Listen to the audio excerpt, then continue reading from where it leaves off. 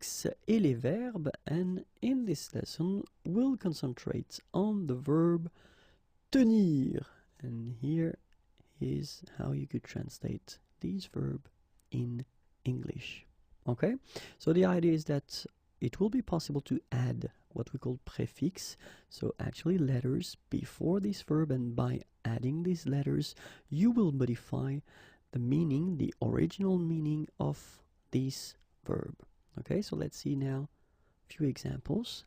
So the first one that we have, if you add the letters C, O, N, con, you will get contenir, contenir, contenir. Okay, and that's how it could be translated.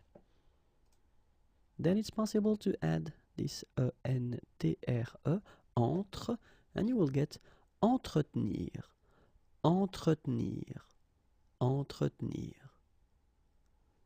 And here is the meaning. Okay, then it's also possible to add this M-A-I-N, main, maintenir, maintenir. Okay, and that's how you should, or you could translate it.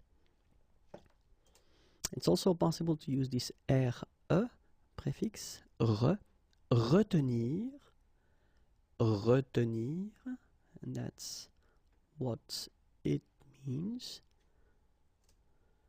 And also S-O-U, sous, soutenir, soutenir, okay, soutenir.